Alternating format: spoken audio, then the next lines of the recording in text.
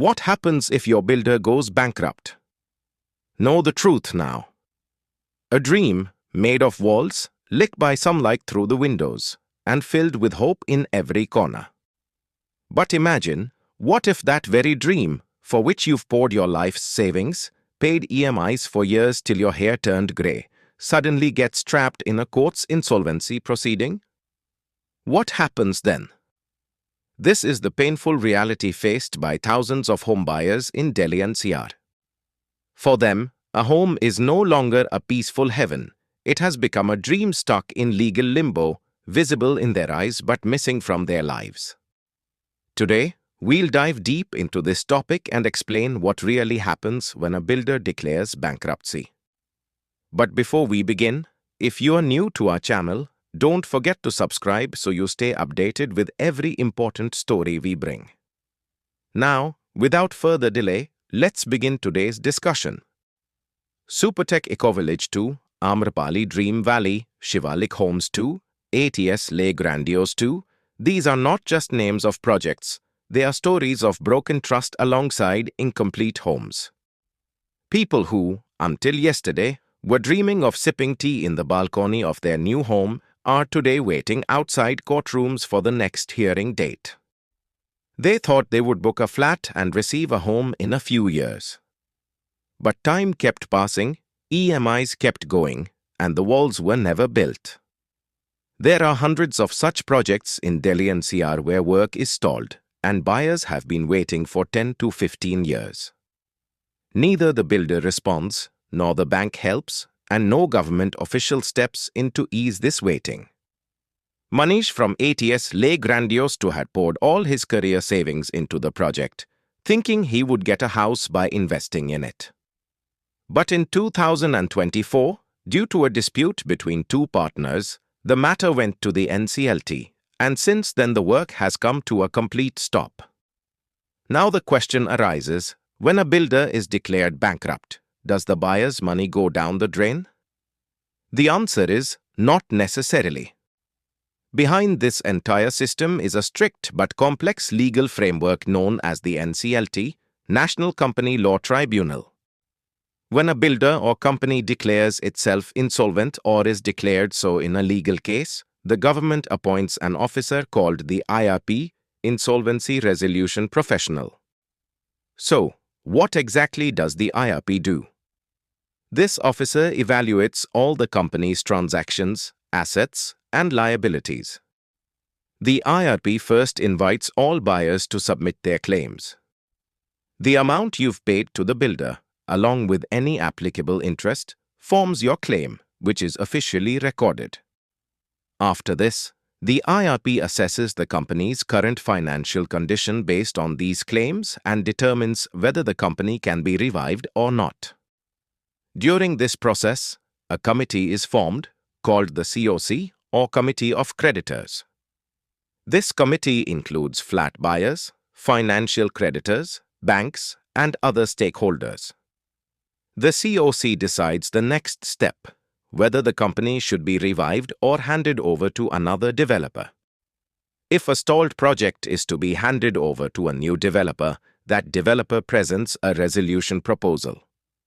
In this proposal, they outline how they plan to complete the unfinished project, how much it will cost, and under what conditions. The COC, Committee of Creditors, then evaluates the developer's financial standing, past track record, and the feasibility of their promises. If everything checks out, the committee gives its approval.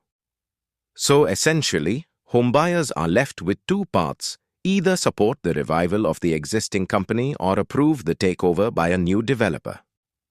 But here lies the biggest challenge: time. This entire process doesn't take just months, it can stretch into years.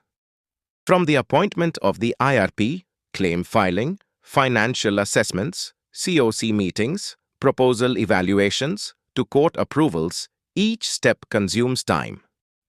And during this time, buyers continue to bear emotional stress, mounting expenses, and the painful uncertainty of their dream home. A major responsibility of the IRP is also to explore whether any new developer is interested in taking over the project. Often, these projects are located in areas where real estate prices have appreciated.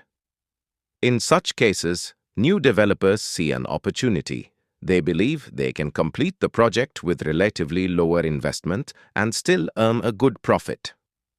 But here's the catch. A new developer will only step in if they are confident they can sell the remaining flats, if existing buyers cooperate, and if the COC agrees to their terms.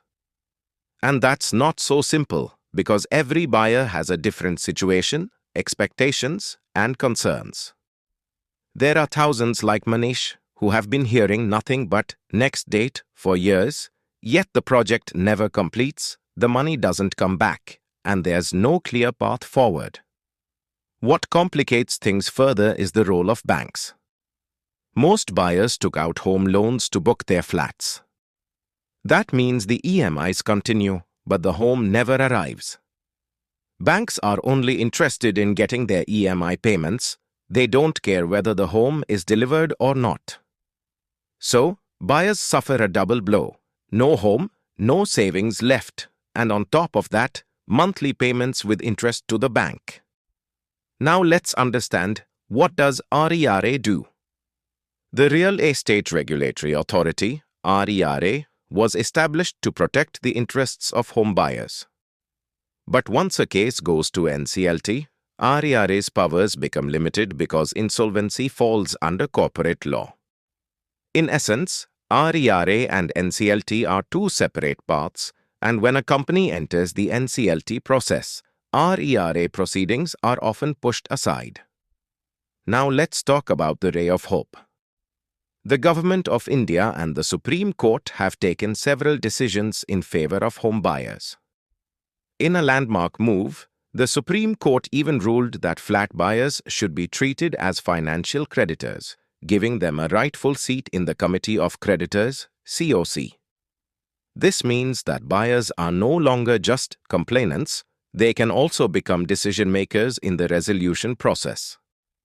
In some states, governments have taken proactive steps by forming state construction corporations to complete stalled projects.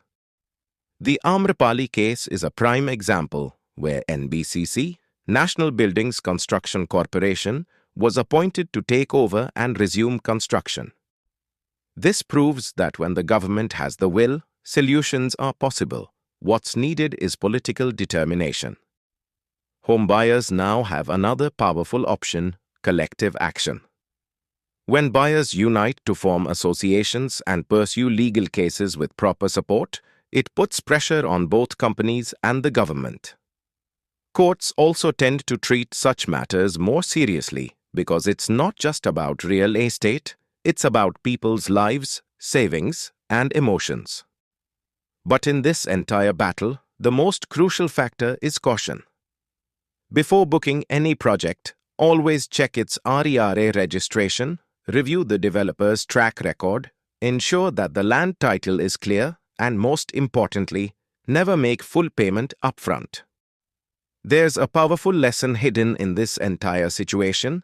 A home isn't made of just four walls, it stands on a foundation of trust. And when that trust is broken, the biggest loss isn't just financial, it's emotional.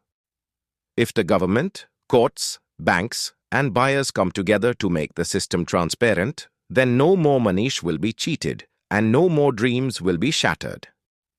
Because the path to the nation's progress begins exactly where every family gets their dream home, complete, secure, and on time.